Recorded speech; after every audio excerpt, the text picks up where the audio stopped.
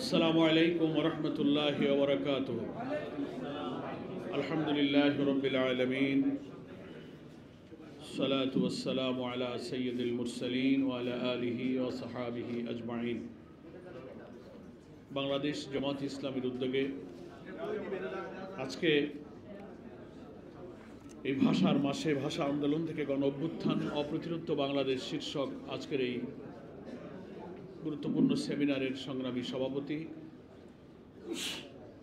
ঢাকা মহানগরী দক্ষিণের সংগ্রামী আমির, কেন্দ্রীয় নির্বাহী পরিষদের সদস্য জননেতা নুরুল ইসলাম বুলবুল।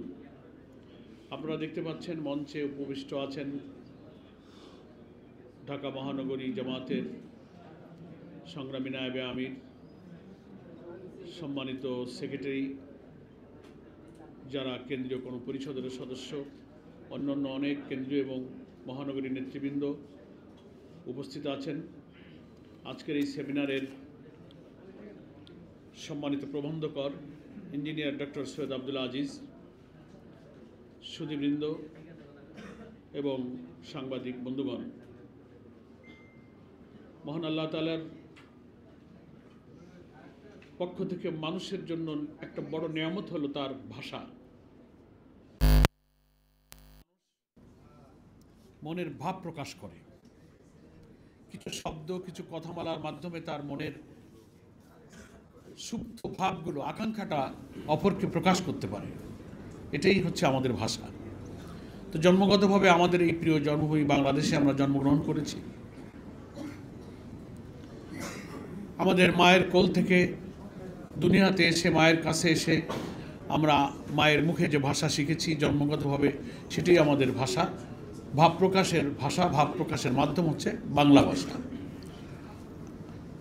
রব্বুল আলামিন এটাই নিয়ামত হিসেবে আমাকে দিয়েছেন। মানুষও সৃষ্টি করেছেন, তাকে ভাষাও আল্লাহই শিক্ষা দিয়েছে। এটা মানুষের সৃষ্ট নয়।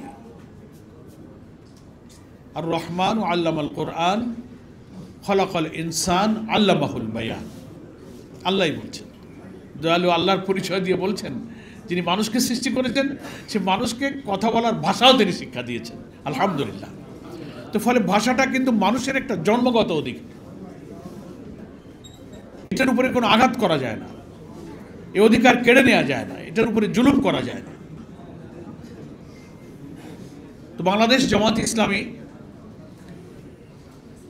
আমাদের এই প্রিয় জন্মভূমি বাংলাদেশে ভাষার অধিকারের উপরে যে দীর্ঘ আন্দোলনের ইতিহাস, তার যে ধারাবাহিকতা, 52 থেকে নিয়ে 2024 পর্যন্ত এই দেশের মানুষের, এই দেশের নাগরিকদের অধিকার আদায়ের জন্য ভাষা আন্দোলনকেই আন্দোলনের সূতিকাগার, অধিকারের সূতিকাগার, বৈষম্যের বিরুদ্ধে আন্দোলনের সূতিকাগার মনে করে সব আন্দোলনে আমরা ইতিহাস যখন চর্চা করতে যাই, আমরা ভাষা আন্দোলনে কি বলি যে এটি হচ্ছে ভাষা আন্দোলনের ঐতিহাসিক ধারাবাহিকতা। আমরা স্বাধীনতা সংগ্রামকেও তা বলি, 90-এর গণ অভ্যুত্থানকেও তা বলি, আমরা 24-এর জুলাইয়ের ছাত্র গণ অভ্যুত্থানকে যখনই আমরা বিবৃত করতে যাই, তখনই কিন্তু তার সূচনা, তার বাতিঘর, তার আতুরঘর হিসেবে ভাষা সংগ্রামীদের বৈষম্যের বিরুদ্ধে সংগ্রামী আন্দোলনকেই ইতিহাসের একটা সূচনা হিসেবে আমরা কিন্তু উল্লেখ করি। বাংলাদেশ জামাত ইসলামী সবসময় এ জাতির সত্য ঘটনা, সত্য ইতিহাস, এ জাতির বীর সন্তানদের ঐতিহাসিক অবদানগুলো ধরে রাখার জন্য যে সমস্ত গুরুত্বপূর্ণ জাতীয় ইস্যু, জাতীয় দিবস পালন করে, তার মধ্যে ভাষা দিবস এটা একটা গুরুত্বপূর্ণ দিবস। ভাষার মাসে কিছু সত্য ইতিহাস, আমাদের আল্লাহর পক্ষ থেকে লাভ করা ভাষার নেয়ামতের অধিকার রক্ষার জন্য যে আন্দোলনের গৌরবোজ্জ্বল ইতিহাস তুলে ধরে আজকের এই সেমিনারের আয়োজন করেছেন।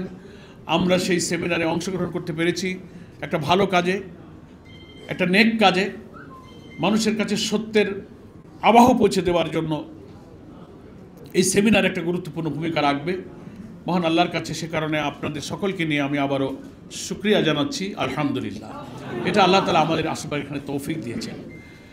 আজকের এই প্রবন্ধকার এই প্রবন্ধের মধ্যে অনেক কষ্ট করে, অনেক তথ্য উপাত্ত দিয়ে এই অপ্রতিরোধ্য বাংলাদেশে ভাষা আন্দোলন থেকে কিভাবে নানান ইস্যুতে এ জাতি ভূমিকা রেখেছে সে কথাগুলো তুলে ধরার জন্য অনেক তথ্য উপাত্ত তিনি এখানে উপস্থাপন করেছেন। এজন্য আমি সম্মানিত প্রবন্ধকারকে আন্তরিকভাবে ধন্যবাদ জানাচ্ছি এবং আমার আগে যারা সম্মানিত আলোচক বৃন্দ বক্তব্য রেখেছেন, সভাপতি তার বক্তব্যেও অনেক মূল্যবান তথ্য এই জাতির ভবিষ্যৎ দিক নির্দেশনা যার মধ্যে রয়েছে সেই মূল্যবান বক্তব্য তিনি উপস্থাপন করেছেন। খুব দীর্ঘ সময় না নিয়ে আমি সংক্ষেপে আমিও এই প্রবন্ধের সাথে সংশ্লিষ্ট এবং প্রাসঙ্গিক দু একটি কথা বলে আল্লাহ তাআলা তৌফিক দিলে আমার বক্তব্য আমি ইনশাআল্লাহ শেষ করব। আমার পয়লা কথা হচ্ছে যে আজকের সেমিনারের যে শিরোনামটা খুবই যথার্থ, যে ভাষা আন্দোলন থেকে গণ অভ্যুত্থান। গণ অভ্যুত্থান বলতে আলটিমেটলি উনি 24-এর গণ অভ্যুত্থানকেই মিন করেছেন। তো আমরা জানি বাংলাদেশের রাজনৈতিক আন্দোলনের 3টা প্রধান গণ অভ্যুত্থান হয়েছে। ভাষা আন্দোলন একটা তীব্র আন্দোলন ছিল, সেটা একটা গণজাগরণ, সেটা একটা গণ অভ্যুত্থান ছিল, কিন্তু সেই গণ অভ্যুত্থানে কোনো শাসকের পরিবর্তন হয়নি। 3টা গণ অভ্যুত্থানে কিন্তু শাসকের পরিবর্তন হয়েছে। 69-এ যে গণ অভ্যুত্থানটা হয়েছে, সেই 69-এর গণ অভ্যুত্থান ছিল তুমুল বৈষম্য বিরোধী, বঞ্চনা বিরোধী, স্বাধিকার অধিকারের পক্ষে এদেশের মানুষের, পূর্ব পাকিস্তানের এই অংশের মানুষের একটা বিপুল সংগ্রাম, বিপুল আন্দোলন, গ্রেফতার, হত্যা, নির্যাতনের কঠিন পথ মাড়িয়ে তদানীন্তন ওই সময়কার এদেশের মানুষ তখন কিন্তু একটা আন্দোলন এবং একটা অভ্যুত্থান তৈরি করেছিল। পাকিস্তানি শাসক গোষ্ঠী তখন কিন্তু পরাজয় বরণ করেছিল এবং সেই গণ অভ্যুত্থানের মুখে কিন্তু আইয়ুব খান পদত্যাগ করে ক্ষমতা হস্তান্তরে বাধ্য হয়েছে। আইয়ুব খানের যুগ ছিল কিন্তু একটা কঠোর স্বৈর শাসনের যুগ। আপনারা জানেন যে আইয়ুব খানের শাসনামলেও কিন্তু তখন পাকিস্তানে জামাত ইসলামকে নিষিদ্ধ করা হয়েছিল। আদালতে লড়াই করে জামাত ইসলামকে সেখানে আবার বৈধতা অর্জন করে সেই পাকিস্তানি জামাত ইসলামকে রাজনীতি করতে হয়েছে। সংগ্রামী সুধীবৃন্দ, ফলে 69-এর গণ অভ্যুত্থানেও শাসকের পরিবর্তন হয়েছে। 90-এর গণ অভ্যুত্থান হয়েছে আর এক ঐতিহাসিক গণ অভ্যুত্থান। 69-এর যে গণ অভ্যুত্থানটা হয়েছিল, আমি তখন ক্লাস 6-এর ছাত্র, রাজনীতি অত বুঝি না, কিন্তু তুমুল আন্দোলন, বিক্ষোভ, মিছিলে মিছিলে উত্তাল, সংবাদপত্র, আমাদের যারা সিনিয়র ছিলেন, বড় ভাইয়েরা ছিলেন, চাচারা ছিলেন, বিশ্ববিদ্যালয় কলেজে পড়তেন, তাদের কাছে সেই আন্দোলনের সংগ্রাম মুখর দিনগুলোর আভাস পেতাম, রাজনীতি বুঝতে পারতাম না। কিন্তু 90-এর গণ অভ্যুত্থানে কিন্তু আমরা তখন অনেক রাজনীতি সচেতন। আপনারা এখানে যারা আছেন তারা নিশ্চয়ই 90-এর গণ অভ্যুত্থানে স্বৈরাচারী এরশাদ বিরোধী আন্দোলনের রাজপথে 6ই ডিসেম্বর কিভাবে জনগণের বিপ্লব হলো, জনগণ, সেনাবাহিনী, পুলিশ, প্রশাসন কিভাবে একটি স্বৈরাচারী শাসকের বিরুদ্ধে একাকার হয়ে যায়, 90-এর গণ অভ্যুত্থান ছিল তার এক বিরল দৃষ্টান্ত দুনিয়ার ইতিহাসে। এবং সেই অভ্যুত্থানেও কিন্তু শাসক পরিবর্তন হয়েছিল, তিনি পদত্যাগে বাধ্য হয়েছিলেন। আর একটা গণ অভ্যুত্থান, যেটাকে আমরা জুলাই গণ অভ্যুত্থান বলি,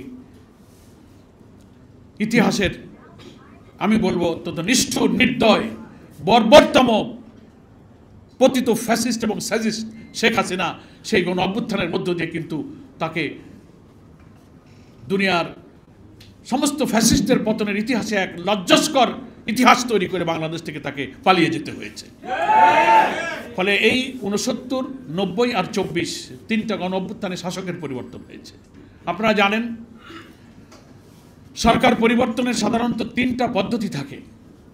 গণতান্ত্রিক বিশ্বে এই পদ্ধতি মেনটেন করা হয়। একটা হচ্ছে নির্বাচনের মাধ্যমে, জনগণের ভোটের মধ্য দিয়ে আমি একটা সরকারকে চাই না, জনগণের রায় মেনে নিলে, সেখানে যদি ডেমোক্রেসি থাকে, ফ্রি ফেয়ার ক্রেডিবল ইলেকশনের পরিবেশ থাকে, জনগণের রায়ের প্রতি শ্রদ্ধা দেখিয়ে অনেক স্বৈর শাসক, অনেক অত্যাচারী শাসক বিদায় নেয়। এটা একটা সিস্টেম। অনেক দেশে পার্লামেন্টারি সিস্টেম অফ ডেমোক্রেসি আছে, যার পথ ধরে শাসকের পরিবর্তন হতে পারে। আর একটা পদ্ধতি হচ্ছে গণ বিপ্লব, যেটা কোনো আদর্শের ভিত্তিতে মানুষের চিন্তা, কর্ম, গোটা প্রশাসন এবং চিন্তা দর্শনের গোটা পরিবর্তনের জন্য একটা ব্যাপক ভিত্তিক আন্দোলন হয়, যে আন্দোলনে সেই সমাজের রাষ্ট্রযন্ত্রের, সাধারণ মানুষের, নাগরিকের, এভরি সেক্টর এবং এভরি সেক্টরের সমস্ত জনগণ কিন্তু সেই আন্দোলনে সামিল হয়ে সেই চিন্তা, সভ্যতা, দর্শন, শিক্ষা, সংস্কৃতির সব কিছুর শিকড়কে পরিবর্তনের টার্গেট করে একটা বিপ্লব পরিবর্তন হয়, সেটা একটা গণ বিপ্লব হয়।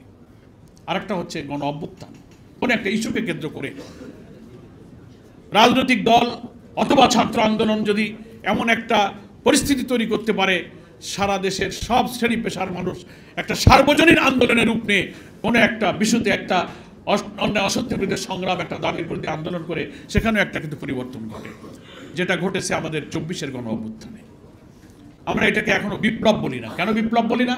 কারণ এই বিপ্লব তখনই আমরা এটাকে বলতাম এই গণ অভ্যুত্থানের মধ্য দিয়ে নতুন অর্জিত যে বাংলাদেশ, শাসকের পরিবর্তনের পরে প্রশাসন, রাষ্ট্র, সংস্কার, শিক্ষা, সংস্কৃতি, মানুষের মনস্তাত্ত্বিক অবস্থার সর্ব জায়গায় যে সার্বজনীন পরিবর্তন প্রয়োজন ছিল, আমরা অভ্যুত্থান হয়েছে, শাসকের পরিবর্তন হয়েছে, কিন্তু মানুষের মনস্তাত্ত্বিক, সভ্যতার, রাজনীতির, শিক্ষার, চিন্তার, চরিত্রের কোনো পরিবর্তন আমরা করতে পারিনি।